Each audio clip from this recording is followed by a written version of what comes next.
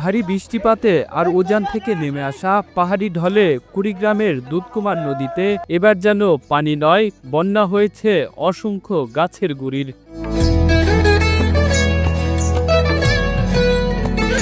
ভারত থেকে কালজানি নদী হয়ে দুধকুমার নদীতে ভাসতে থাকে এসব গাছের গুড়ি। ডালস শিকড় সহ উপড়ে আসা বিশাল আকারের লাখ লাখ গাছ। গাছের গুড়ির সাথে ভেসে আসে বিভিন্ন প্রজাতির মাছ, বিষাক্ত সাপসহ বিভিন্ন প্রাণী।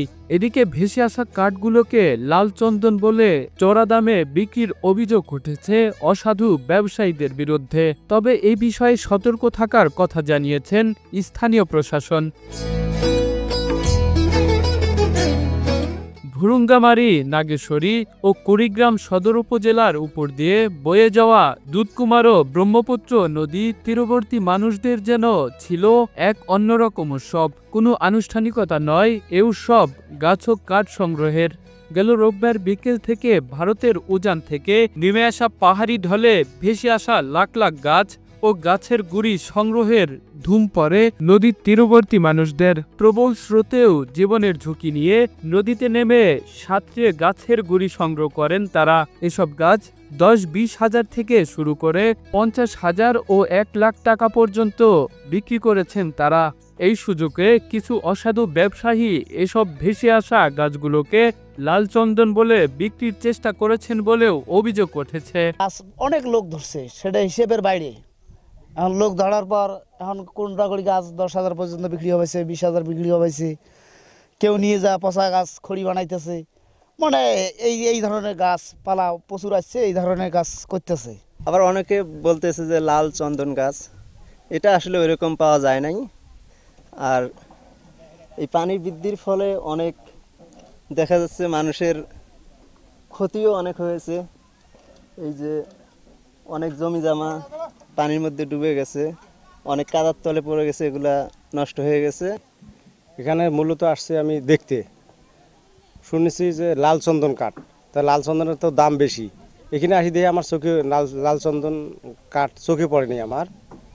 আর এই সুযোগে অসাধু ব্যবসায়ীরা কোটি কোটি টাকা মুনাফা করতেছে। গাছ ধরছি মনে করেন প্রায় 1-150, তার মধ্যে এই এখানে যে বড়টা দেখেন এটার মতো একটা সেম একটা আমাদের আছে 35 ফিট লম্বা। আর গলাইটা হয়তো মাপা হয় নাই, আনুমানিক মনে করেন এটার মতো সেম। আর যতগুলো গাছ ধরছি তার মধ্যে মনে করেন 3টা গাছ আমাদের সর্বোচ্চ লম্বা বেশি, 50 ফিট একটা আছে। এই যে এটা সে একটু লম্বা হবে আমার, ওইটা গাছটা আমরা চিনতে পারছি, ওইটা শিমুল গাছ, ওইটা ছাল আছে। আর যেগুলো এই গাছ ধরছি একটা গাছও চিনতে পারি নাই। এই গাছগুলো মনে করেন সব চেনা যায় না কোনটা কী গাছ, আমরা এটা চিনতে পারিনি। তবে আনুমানিক আমাদের যে গাছগুলো আছে প্রায় 100 পিসের মতো গাছ হবে।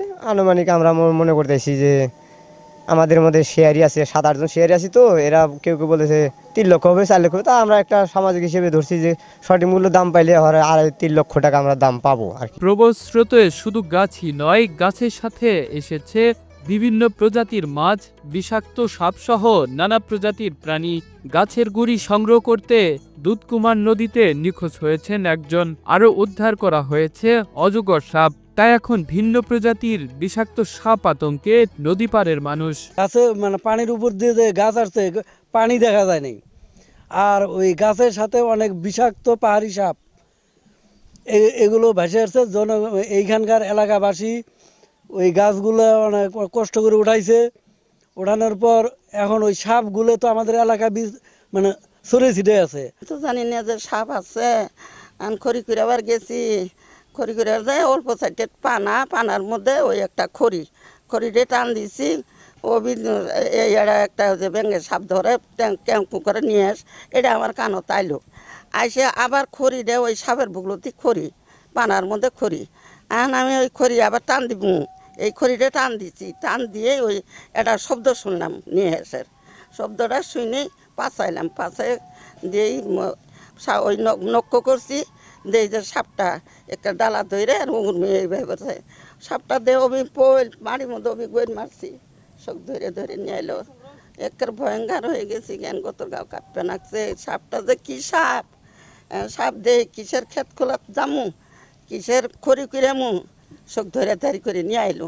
অসংখ্য গাছের সাথে এবারকার বন্যায় মাছ বড় বড় মাছ, বোয়াল মাছ, আইর মাছ, অনেক মাছ মারা গিয়েছে।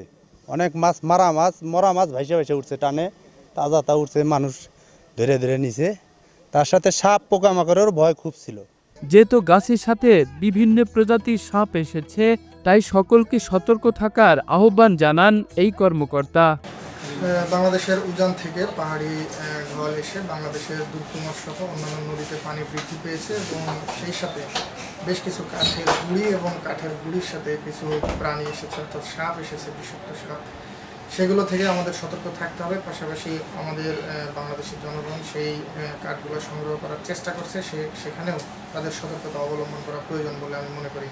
গবেষকরা মনে করছেন, কালজানি নদীর উজানে অবস্থিত ভারতের হাসিমারা বনাঞ্চলে ভারী বর্ষণে প্রবল স্রোতের সৃষ্টি হয়েছে। তাই এসব গাছ ও গাছের গুঁড়ি ভুটান কিংবা ভারতের হাসিমারা ফরেস্ট এলাকা থেকে ভেসে আসতে পারে। Kamrul Islam, Asian television.